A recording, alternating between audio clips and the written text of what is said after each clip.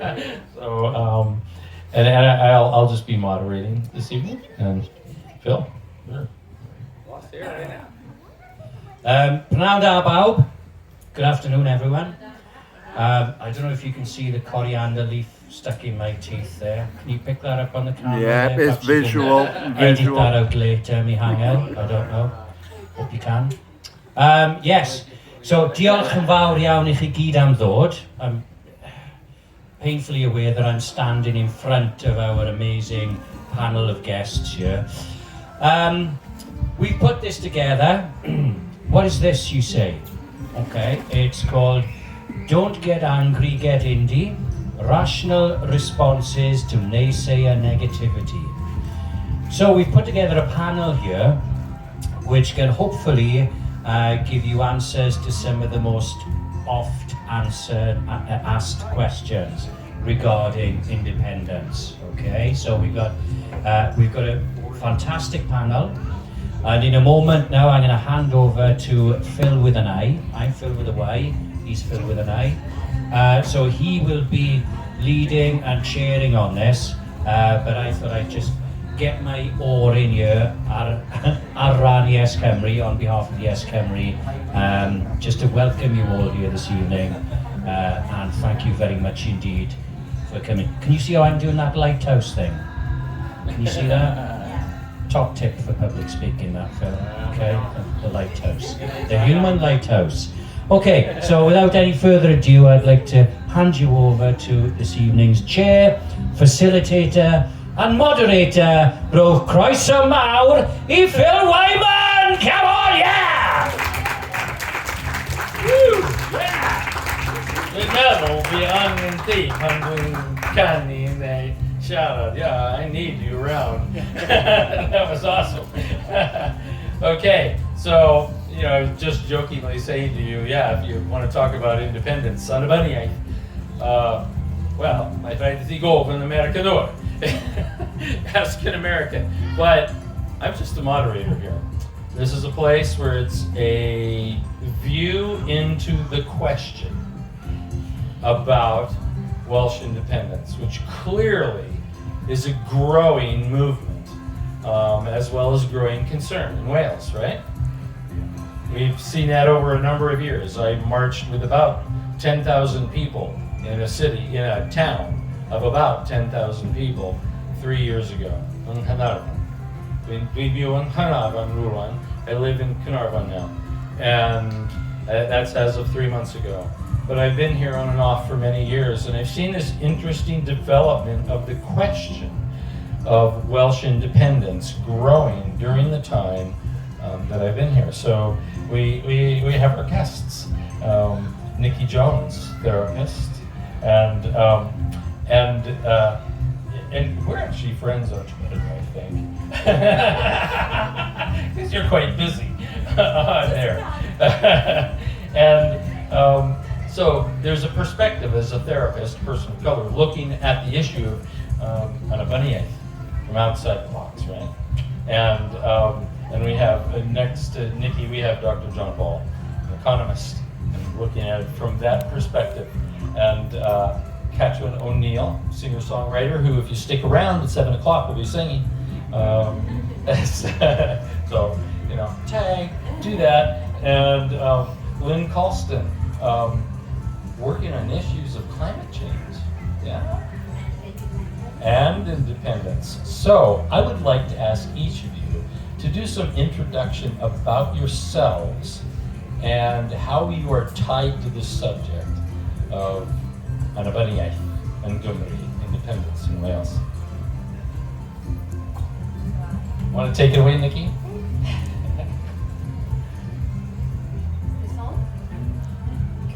This is not nerve-wracking at all, starting this off, but some of you might know me. For those that don't, I'm Niki.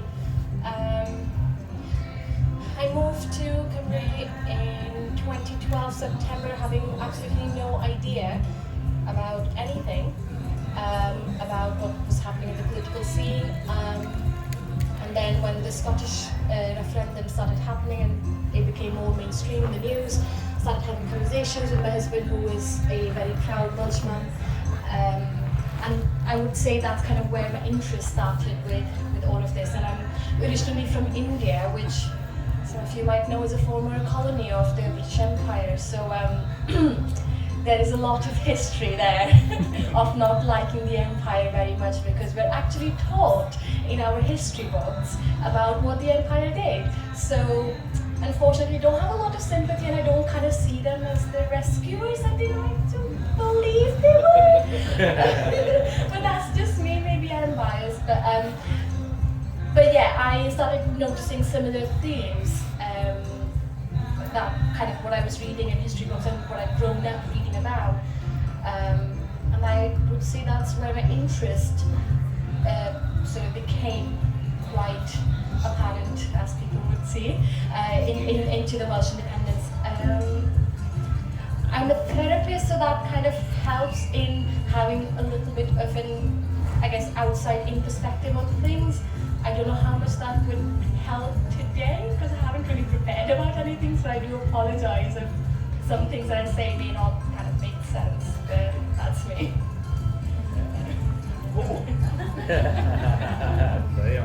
I was waiting for the big finish, come on. Right, good evening and thank you very much for coming along here this evening. I'm Dr. John Ball. I'm a former lecturer in economics at Swansea University, amongst other interesting things. It's always something interesting to ask at the beginning as well, why? Now, strangely enough, only this week, my wife and I had been watching a rerun of Stella. Some of you may remember that silly programme on Sky starring Niki Jones. And it's an interesting scene where the son says to his father, "I'm going to Canada." And his father says, "Why?" And he looks at his father and he says, "Because there's sod all here for me." And I think that sums up my view of this. I've been a nationalist all my life, and I'm not ashamed of that. I want to see this small nation of ours a separate, independent state, because I want opportunities for my grandchildren and my great-grandchildren. I want them to grow up in a nation that is comfortable with itself, that understands its language and its culture, that has a health service to be proud of, that has an education system to be proud of, but of all, to be Welsh, and to be Welsh in a world community. And I make no excuses for being a nationalist, I make no excuses for wanting Wales to be part of the world. Because I'm afraid, ladies and gentlemen, I've been a bit spoilt in my life. I was privileged to have spent a few years teaching in Finland. And I found the place tearful. Here was a country at ease with itself. Here was a country with its own language and nobody else spoke. Here was a country in the fringe of Europe, and yet economically and culturally and socially rich. Here was a country which was taking its part in the world, and one of my students had been an officer in the Finnish Defence Forces. And he was very, very, very, very proud to show me his UN medal. Because he said to me, "I'm a Finn and I'm a citizen of the world." And that's exactly what I want for my ancient nation. And I'm going to take a little time, if I may, and say this. I'm here because I'm an economist. I'm here because sad person that I am, by the way. They tell me economics is what they call it, a dismal science. I'm not sure it's very dismal. Don't be put off by our enemies. We are not a poor nation. By the standards of Sweden and Finland and Denmark and Switzerland, yeah, we probably are. But ladies and gentlemen, we are paying our bills. And if we achieve independence tomorrow, I assure you, you will not be living in abject poverty, far from it. We are paying our bills. We can move forward economically. And quickly, a last thought, I'm hogging in slightly. I was starting to tell some of my colleagues earlier on, I'm annoying our enemies because I'm one of these infuriating people who goes and checks things. And if I may, just for the moment, and I'll move away. All countries borrow money on the international markets. We're not going to think in the actual economics here, one of the many things that we probably would have to do. And Cameron James went out his way at the Assembly last year, to say that an independent sovereign state would not be able to borrow money on the international market. Now this infuriating sod here went on and checked.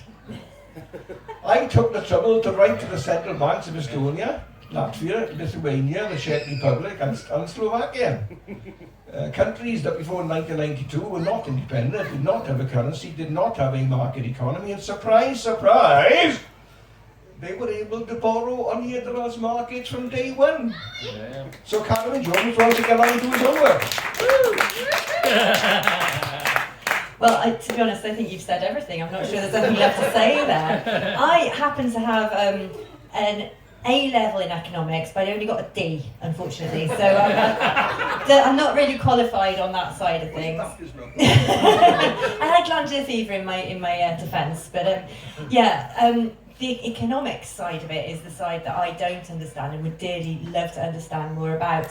I come at this from...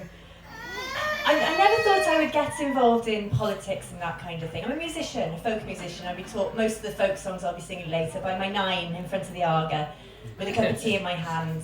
But I've been forced into being on my local council, possibly running for Gwynedd Council in the next elections because of the state of my community and the lack of investments that's been in our communities in Wales, rural and urban.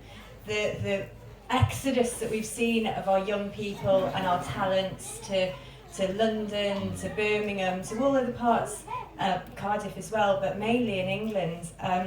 And my community is almost 60% holiday homes and holiday lets and second homes at the moment. And if you go online and you want to book somewhere to stay in Abu Dhabi, probably not this weekend, it's pretty busy this weekend, we're probably booked up. But there's over 300 holiday lets in Abu Dhabi and not one single residential let in my village this weekend, not one. So I've been forced into campaigning on this issue to hope, again, for my children and possibly my grandchildren, that they may be able to remain in their community. My little boy Blevin, who's 6, would be the 5th generation of our family to live in Abu Dhabi. We've been very lucky to buy a small holding off Relations, but it's not in Abu Dhabi, it's on the other side of the mountain. We don't have a view of the river, the view that I grew up with every day. And although we'll always be Abu Dhabi people, our farm has a Tywin postcode, so which actually made it cheaper, which is why we were able to buy it. But you know, I've become part of something called the Housing Justice Charter, which is a charter we put together to try and address the housing emergency that we're currently in. And through all the process of the things I've learned about communities and economics and the way politics work, the underlying thing is that Wales is not understood by a lot of the people that run Wales. You know, we're lucky to have Senedd, and the Labour government could be doing so much more on the housing crisis, but that's another issue I'm not going to go into. But ultimately, for us to thrive, we need to have our country run by people that understand us, understand our language, understand our traditions, and understand what we need to make our communities thrive. And those people are not in Westminster. Those are Welsh people within Wales. And when I was a kid, people used to laugh about the prospect of Wales ever being independent. You know, I mean, it was a joke, wasn't it, for a long, long time. My parents used to think, oh, pie in the sky.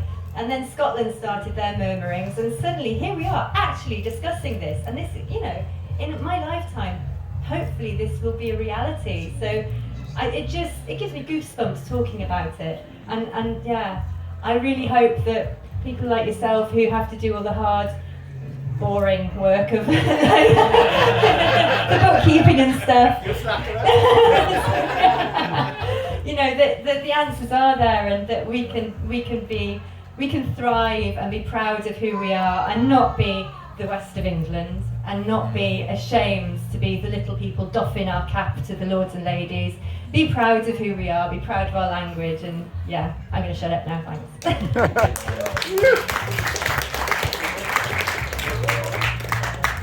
Hi, my name is Lynn. I was born in 62 in a small mining village, Aberfan. I'm Merthyr Mawr, combined. My work is very much around grassroots level and showing everybody that if we went back to what it was like when I was born, where miners had put money together and we'd built our own cinemas and our own welfare halls, and we did lots of things ourselves with a health service before, we could do so much better. So what I've done from a grassroots level is look at the land that we've got, that we don't use, utilise it, apply for the money to use it. So I had a £1.2 million grant to install renewables and wrote a model for our village that is all about moving towards zero carbon living. But it's done on that basis. So it's a sort of what it is we all need food. So I run a community garden and I had another 200,000 quid for that. And then we did planning for innovative housing projects where we built our own homes, our own small bungalows from our own wood. So very much work where you are, create jobs. I've utilised every government initiative there is to actually create jobs. So I now run a small sort of community enterprise, for want of a better word, with gardeners, environmental champions. What else have we got? Horticultural people. In December we took over a community hotel. Well, it wasn't a community hotel before we had it, it is now. And we reopened that as a pub and hotel and restaurant. And we do that. And the economics for me, the millions I don't look at, I look at what we've got here. So we're 3,800 people, 2,200 homes. If every one of them spent 10 quid on our community rent, it's £22,000 per week. If they spent 20, it's double. Over a month, that's a lot of income. We have forest woodlands that we're not using, so we're looking at how we can change those so they become enterprises. There are 200 woodland communities effectively working in Scotland. They do all their own thing. I went to visit two. The one had bought its own island. This week, I've just been accepted an offer to buy a house that's been in our community forever with a lot of land. I've absolutely no idea how we're going to raise the money, but we will, we will get there. So I think the reality for me was it was there to be done. There are channels to access the money. Being taken seriously as an ordinary everyday person is difficult. I cannot believe how hard it was to give £1 million away to a local authority to put solar panels, batteries, any sort of renewables onto their schools. They still only use it for one. And so we're using it for community halls, activities, land areas, arrays. We did an array for ground-mounted solar that would have given us around 200 megawatts of electricity for a village, which we were going to sell at the time for 10p. The council turned it down, and now all we're going to do is make life easier because of the rates of the current electricity and the increases to 65p. And now if we were selling it for 30 pence, you know, we would be making quite a significant amount of money for our village. So I've a shareholder in a wind turbine. So just to give you one example, that one wind turbine makes 186,000 per year, one wind turbine that is then shared for community benefits. And I just think if you multiply that through 22 counties, and I don't know how many villages, I mean, we've got 13 wards, that's where you have your independence. And now we're wasting our natural resources or we're giving it away. And one of the biggest things that made me sit up was we were paying millions out to these organisations supposedly addressing fuel poverty. And they didn't understand creating your own energy actually will solve your fuel poverty problem. And then we were having solar farms built by people who didn't even live in the UK, and they were having all the profit for it. And one of the things that happened to me, I ended up putting up 88 people who'd come in from European countries to fit the solar farms because we didn't have the skill either. So we had lots of unemployed, lots of ordinary things to do. I went around every college there is, and there still is no course for actually how you do it. We're doing our own, and we've set up our own piece of land. So I think, as a nation, we've always been, we can do it ourselves, and somewhere between 62 when I was born and 60 that I am now, we've lost our independence to do things, and that independence to do it will give us the independence to be politically active. But the youngsters get it, and I think that's the thing for the future. When I speak to the young people, so all of my team are young, they're all under 24, they understand what they have to do to make their country great. And I use John's figures, and I can't remember what they are now, but there's something like, is there 20 countries smaller than Wales that are independent? 43. So I use that, and then they started to look it up, and then say, yeah, we can do this. So that's what I do, but it's still hard work to convince people to believe in you because you're an ordinary person. And I think that's quite sad. Okay. With those introductions, we've gone over a number of the things that I might have put into the questions here. And so, well, I mean, I'm going to do things a bit inside out. Typically, we let everybody speak and then people ask questions. One of the things that happens is we forget our questions along the way, right? So we've talked about economics, we've talked about housing, we've talked about the necessity for living green, right? These things have all been a part of it. There's issues of healthcare, which we have mental health issues to discuss perhaps as well. Questions that have popped into your mind during this. I want to take just a couple, pop them in, and then go back to our guest soon. Any questions on Annibyniaeth? Survival of Wales. Language. Okay, Welsh, Cymru'n is obviously one. You can hear I'm not Welsh, but I'm talking more about the kind of words that we use. I just wanted you to have a think and come back to me. Is it important what we say, the words that we use? So say, for instance, I've actually, when you spoke, I think you've pushed me over the edge now, because I was not sure what I actually thought of YesCymru. I wasn't sure what I thought of Wales being independent, because I always think, isn't it the power in us all being stronger together? But it's about, anyway, I'm not going to say it because that's an observation, but the question is language. Do you think the words that we use to describe things is important? So I'm going to repeat that, so in case anybody didn't hear it. It's a question about language, not specifically Welsh language, but the language that we use to describe the subject of independence. How important is that in this movement?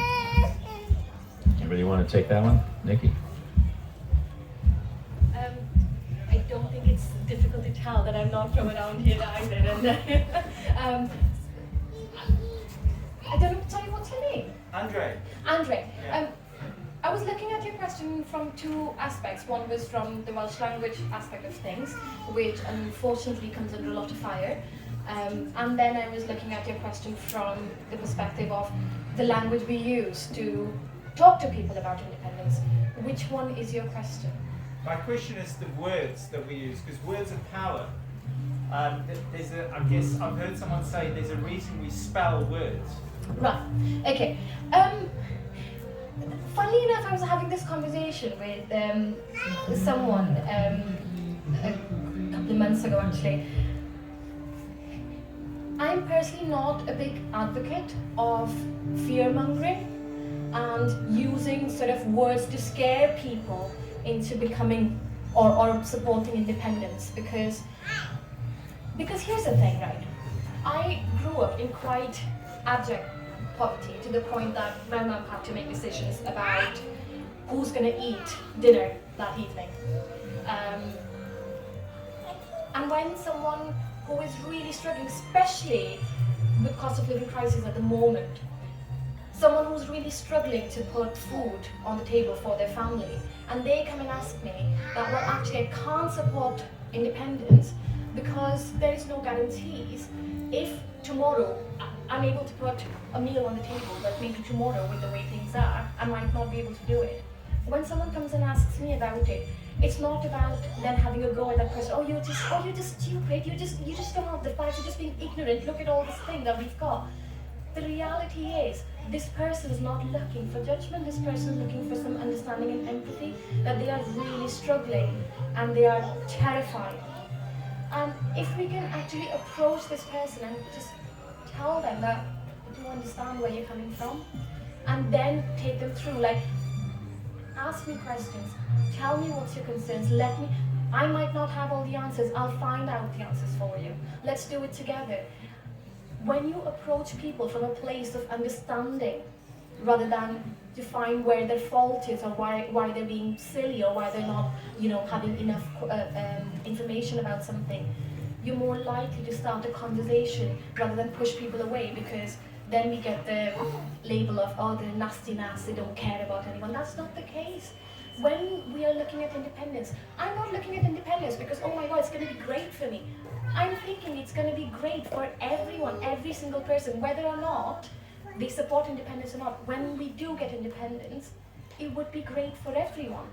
And when we are actually approaching things from a place of conversation rather than from a place of blame, we create warmth, and warmth will naturally let people kind of want to talk about these things rather than kind of be alienated and not want to engage in a conversation, which then they'll feel really silly about and be like, well, there you go, that's my 15 minutes wasted and nothing came out of it. So that's my take on it. I'm not quite sure what point you're making, but I'll respond as I see it. Let me just first of all say that for one who's all children who are Welsh speakers now, as someone who's made a reasonable attempt to learn the language, and as one who is very, very, very, very proud of our language, and I want to see a country where our language is taught and spoken every day, quite naturally, as they do in the other small nations of Europe.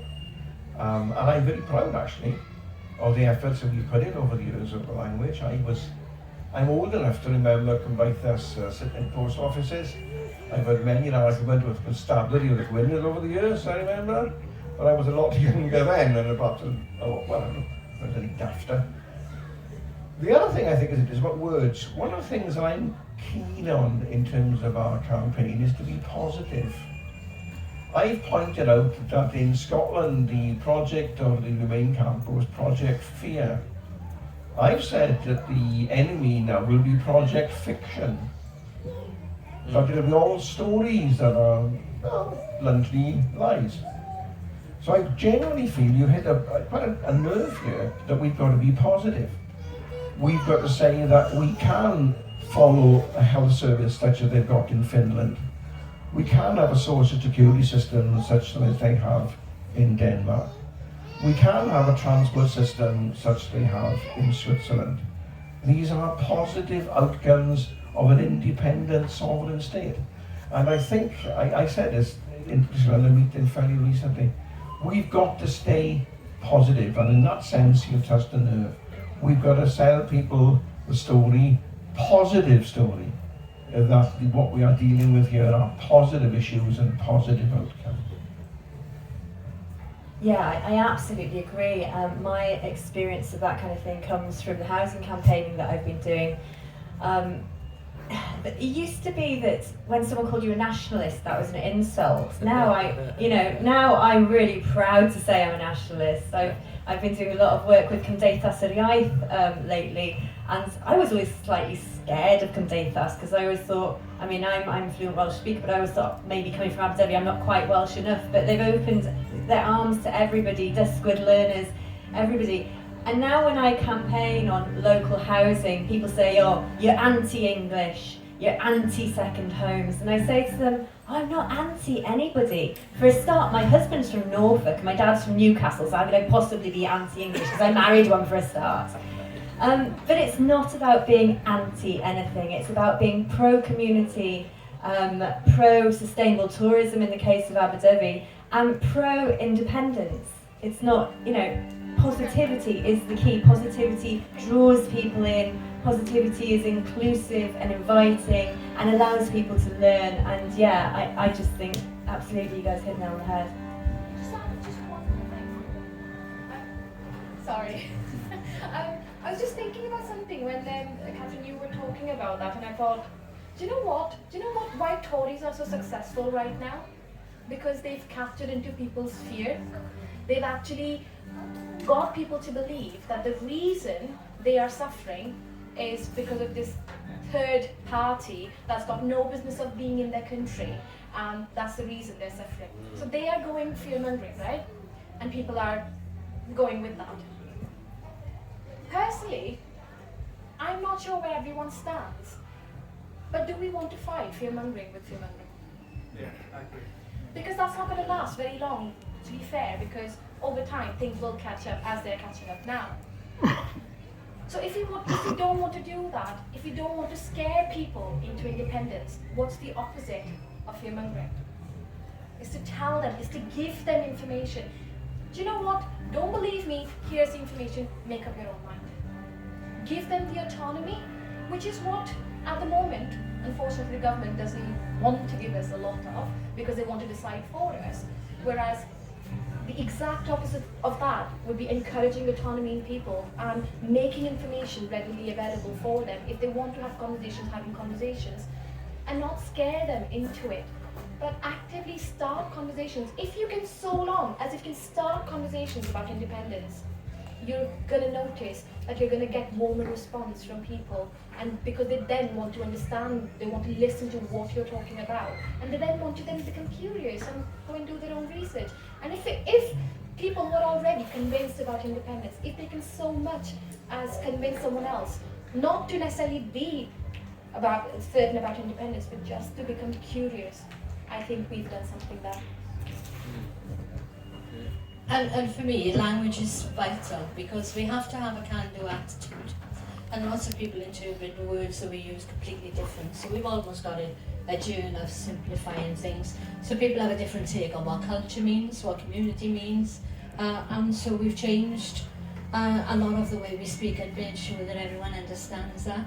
Sustainability, I think, is a very typical one, where one hand of the world just means is putting your rubbish in the bin and recycling and whatever.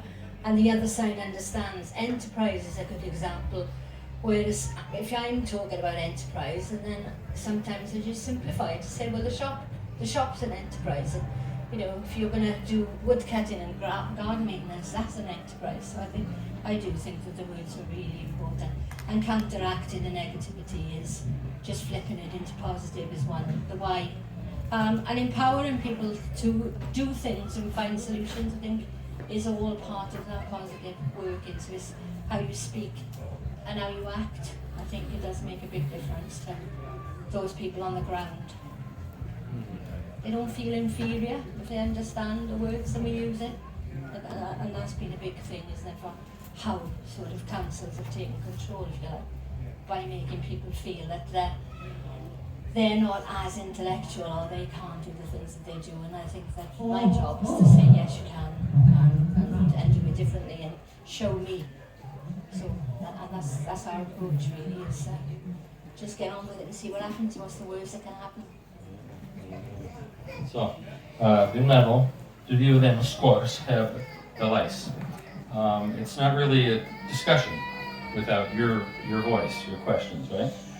And I say that because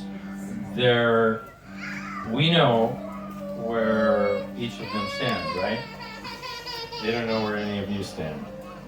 So I'm going to be asking some questions really quickly, and then I'll go.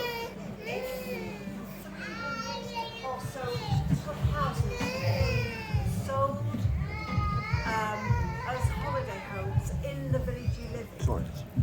How will independence make any difference? Because the very people who've sold those cottages are local, and the very councils who've allowed the situation to occur in that village over the years by not providing social housing, I can't see how independence will make any difference. Now that's a brilliant question, and I'm going to jump right back to it after I ask a couple simple things. They're just kind of like a hand acknowledgement. So I'm assuming some of you are here because you're pro-independence. You're part of YesCymru or Cynhaliodd. Who fits in that category? Okay. Others are here because you're wondering, you think maybe it's a good idea, but you're not sure. Who might be there? Okay. That makes it the majority. this group. And who's like, wow, this is a really dumb idea, but I want to see what they're talking about. Anybody? Come on, be honest about that. I mean, yeah, you know, we can acknowledge the fact that many of us can feel like that. So here's where we stand in the room. And now we have a question that comes from that perspective of, wow, this doesn't make sense to me. Are we just shooting ourselves in the foot, right? I don't think independence will make any difference. I live in Wales, live in North Wales, I lived there most of my life. I'm not actually Welsh, but I've been brought up in a Welsh environment. And I just think that it's too big a task to change people's attitudes. As I say, those houses have all been sold by local people, so they haven't got any, they aren't thinking of the people who might be working in the area, they're just thinking of the money that they can make by selling their houses. And the councils have been so bad in selling council houses, not having enough houses for selling housing, and then they're going, oh dear, they've all been sold. Yeah. Okay, so let me repeat that in case everybody didn't hear it. So the question is about holiday homes being sold, and the observation that those who are selling them are the locals.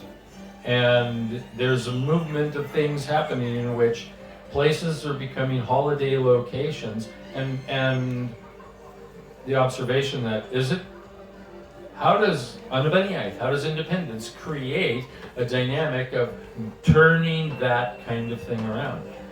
Do you have an answer? I do. I could probably go on about this all night, but I won't because I've got a gig at 7 o'clock. Thank you for your question. Whereabouts do you actually live? Oh, right, okay, so north, beautiful there, yeah. So I'm going to focus particularly on Aberdyfi because the issue of second homes and lack of homes in communities is quite a new issue in many communities, towns and villages, especially in North Wales. In Aberdyfi, it's been an issue since I was a kid and beyond. Historically, we've always had, a certain number of second homes in the village, but the way tourism has developed, people's tastes have changed. When I was a kid, there was umpteen hotels and B&Bs in Aberdyfi. Now everybody wants to book that little self-catering cottage by the sea. What people want on their holiday has changed. So when you look at the fact, there's that Welsh saying, isn't there, dal dy di and hold on to your land, and I think it's really important, and that's certainly what my family will be doing. But the reasons that people have sold, so have you been to Aberdyfi? Yes. Yeah, so it's a very beautiful little village by the sea. The heart of the village is all period properties. And there's a lot of little cottages in the middle of the village that are one up, one down, no garden, no parking. They're not suitable for families, and I have no problem with that being a holiday. That's absolutely fine. But we've been doing some work with the Rural Housing Enablers for Gwynedd Council, and we've actually done a community needs survey. We've surveyed the whole village on issues such as housing for one, the environment, the economy, all of these things. So we've had a really good overview of the village, and we're going to do what's called a place plan, which is a Welsh Government initiative to make a plan for our community, because we are in a real state of emergency. But the reason a lot of those houses got sold was because of lack of jobs in the area, and it's the lack of investment in the economy of the area that meant that people, as they aspired to go to university and became qualified, the businesses weren't there for them to have meaningful employment within that area, so our talent has left, and you got left with old folks in period properties in the centre of the village, and their children had moved to Cardiff or London or wherever, and as they've come up for sale, they have been snapped up, a lot of them by investors, because the families couldn't live there. They had their homes in London or Cardiff or wherever, and the old people have died off, so they have come on the market for that reason. But professionals who were teaching in a university, for example, in Cardiff, they couldn't go, oh, do you know what, I really want to live in Mum's house, I'm going to move back to Aberdyfi, because there was no jobs for them. And this is why investment in our communities is so important. And this is what's finally happening with the Senedd. We are working as communities, as Lynn knows really well, that to create the projects that we require for our communities to thrive. In Aberdyfi, we're trying to buy the garage and post office, which has a 3-bedroom flat and a massive workshop, so we can create areas, workshops for people to start their own enterprises, their own businesses. And also now we have a thing called the internet, and we're seeing people flooding back, families coming back to the village. We've lost our school 10 years ago because there weren't enough kids in the village. But now we've had an influx of people coming back because they can work remotely. And now people are moving back into these houses. And we're working closely with Gwynedd. They're starting to buy back properties in the village that have a 106 or 157 local occupancy clause on, and they're actually buying their first property back at the moment. But I do agree it was a massive mistake for councils to sell off their council houses, because there is a real deficit of affordable properties for people to rent.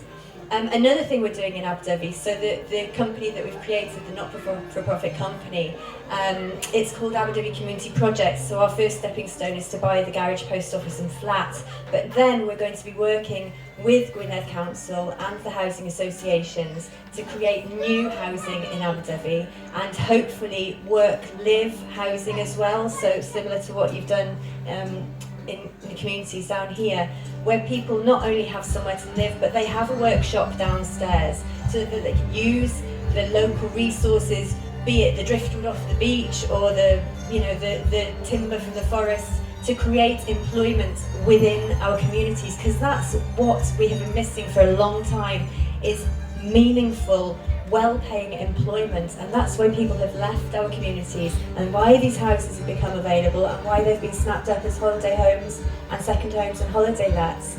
But now, hopefully, with things like COVID, people want to live back in rural communities, and we're starting to see that tide that has been going out and out and out and out for, well, I'm 44, for the whole of my lifetime. Slowly, it's never going to be as it was. There's never going to be 3 banks, a dentist, a doctor, 2 primary schools in my village. That time has gone, but slowly we're starting to claw our community back.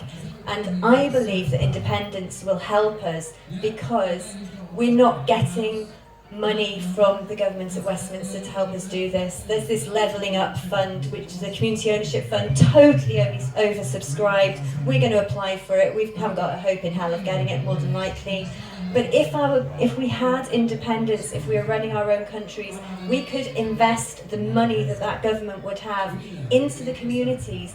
We know that nobody knows a community better than the people living in that community, and we can say, we need money for this, and that's when we'll be able to repopulate the ghost villages. In Norway they call them the black villages, the Pentrefi Dion, and that's what Aberdyfi is currently. I just think it's a dream to think that you're going to keep the young people in areas like that. I just don't think it'll ever be a viable. You're talking about jobs that will pay lots of money, and I hear this a lot, but I don't think it'll happen. I think it's a dream, and I don't think you'll attract young people back. I'm actually seeing it happen. My best friends that have just moved back to the village, she works for Bristol University on a really high-paid job as a researcher, and her husband works for an environmental agency, and they're down in Leatherhead or somewhere like that. It's happening, and remote working is one of the things that's helping it happen. John, could you speak to this? I think what you've outlined there is a brilliant response from the people of Aberdyfi, but I'm going to dive in for a minute and just suggest to the lady over there who answered the question, is that, if I may say so, there's something absolutely, totally fundamental. We do not have a government in Wales to act on the problems of Wales. It's as simple as that. Now maybe ultimately I'm just a bit of a Swansea simpleton, but it strikes me that a nation of about 3 million, a small state in Europe, will have the power and the legislative duty to resolve these problems. Now, how we go about those problems is perhaps a question for another day. One of them has already been touched on, and that's the problem of employment in our rural areas. But if I may say so, the fundamental question here is governance. And that governance would come from our elected parliament in a sovereign state. Places like Norway, Finland, Sweden, they have been able to tackle these problems because they're independent states that have recognised the problems within their states. So I'm sorry if the answer is a bit simple, but the answer in many ways is simple. But I will also pick up, if I may, on one other point you've made, is this idea somehow that jobs have to be well paid and professional is not necessarily the case, which is another story for another day. But if you study these things, and some people like I do, you'll find that the drivers, if you like, are the management consultants, if you like, the people like this, who don't need to be in an office. My wife teaches at Swansea University, and during COVID, all the work was done online with some considerable success. There was simply no need of driving. Now, you've touched on this. If we look for practical answers, there are very good jobs to be had because you don't now have to go to work. But let me just summarise, if I may. With due respect, you are missing the point. A sovereign independent state can address these problems. It's a Welsh problem that needs to be addressed by a Welsh sovereign state. Full stop.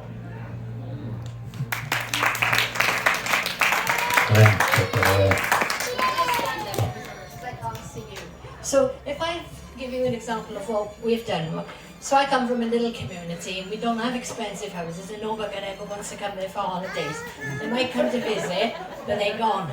So I'm only 5 miles from Merthyr, which has the worst reputation for anything and everything.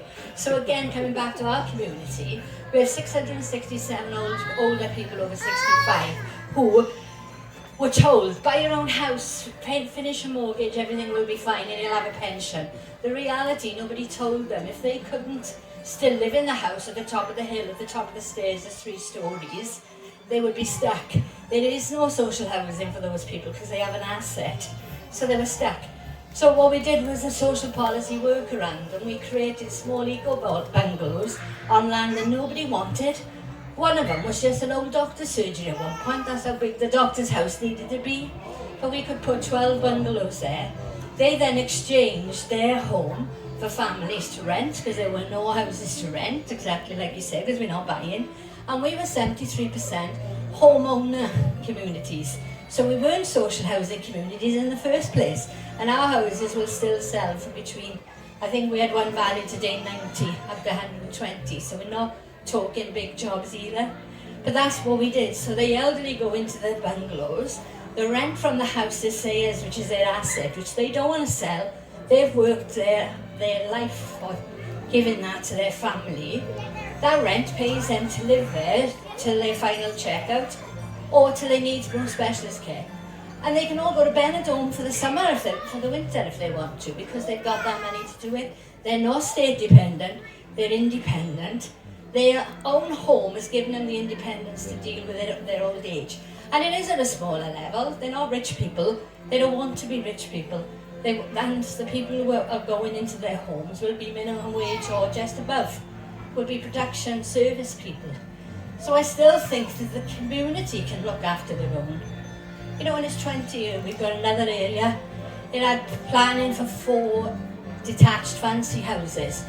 No one in the village can afford those. We've changed that to 8 little ones, and now those young people are going to get involved in building it themselves. And the whole land was only 125. So it does make it realistic. But, it's a different area, but there are ways of doing that in bigger areas with more expensive homes. So the solutions you can find. So we actually need to close out here in 4 minutes. If your question fits in, yeah, you have like a 10-second question? Oh yeah, no, it was just in response to what this lady said. I just wanted to say that we've lived in London and Cardiff and Barcelona but we've moved back to Anglesey, and we've started a production company and a music company, and we're working with the community. We're mentoring, we're doing workshops, we're creating things, and I just think that's totally possible. It's a wonderful place to raise our daughter, and just everything makes sense. And I don't think it is a dream, you know, to have people being in rural areas and, you know, making money and living and having careers, because it's totally possible, and it's, you know, it's the best possible scenario. All right, yeah. So Sarah and Robert are examples of artists moving back home. I